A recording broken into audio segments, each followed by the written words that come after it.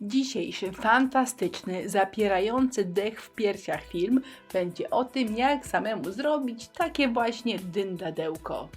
Przywieszki własnej roboty, o właśnie takie, z napisem handmade albo wesołych świąt, robię na zapas, one u mnie leżakują, a potem jak potrzeba to po prostu je wyciągam i przyszywam, przyklejam albo dowiązuję.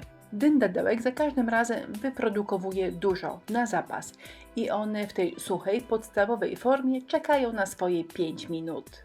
Nawet jeżeli w tym momencie nie wyglądają jakoś szczególnie, to wystarczy je trochę dociąć, obszlifować papierem ściernym, zrobić dziurkę, ewentualnie pomalować i one już znakomicie pasują do każdej pracy. No właśnie, na tym końcowym etapie one są przeze mnie tylko szlifowane, dziurkowane, jeżeli oczywiście potrzeba, no i malowane na kolor, który pasuje mi do pracy. Czasami tylko je lakieruję, a czasami jest pełne malowanie. To zależy od tego, jakie dyndadełko jest mi akurat potrzebne.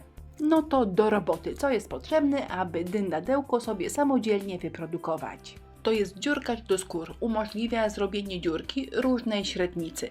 Na Allegro taki dziurkacz można kupić poniżej 20 zł. Oczywiście papier ścierny, ale to już widzieliście przed chwilą. Ja zawsze używam maty nieprzywierającej.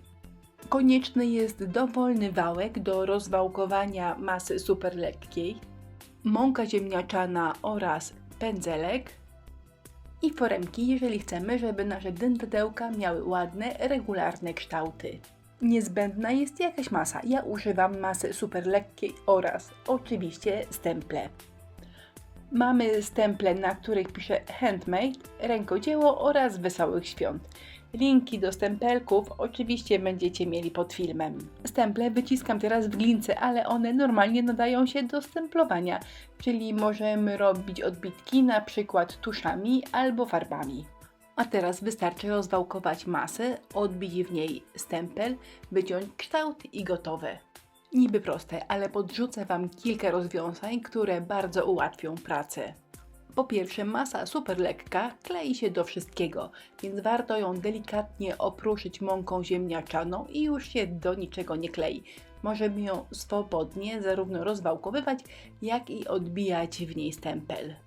Taki ze mnie wujek dobra rada, że z wierzchu posmarowałam masę mąką ziemniaczaną, ale od spodu niestety zapomniałam.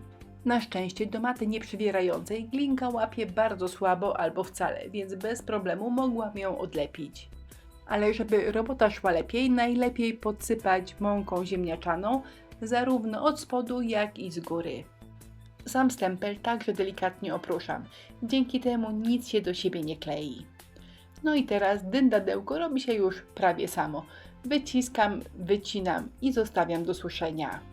Same kształty przywieszek mogą być naprawdę dowolne. Najczęściej robię kółeczko, ale jak widzieliście zdarzają się także prostokąty, kwiatuszki czy serduszka. Teoretycznie to jest przywieszka, ale jeżeli na przykład przykleicie ją do butelki, to będzie wyglądała jak bardzo ekskluzywna etykieta.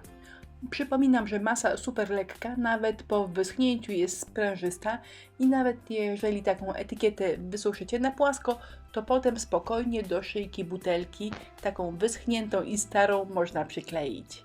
Te stempelki produkowane są specjalnie dla naszego sklepu i nigdzie indziej ich nie kupicie. Więc jeżeli macie jakiś pomysł na nazwę, na sentencję, która może być na takim stempelku wydrukowana, dajcie znać. Może dla Was specjalnie wyprodukujemy coś takiego.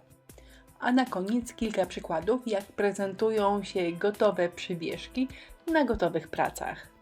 To są kadry z moich starych filmów, więc jeżeli coś Wam się tutaj podoba, to wystarczy poszukać, pogrzebać na naszym kanale na YouTubie, na kanale Inspirello oczywiście i na pewno taki film znajdziecie. Pozdrawiam wszystkich dyndadełkowych maniaków. Do zobaczenia.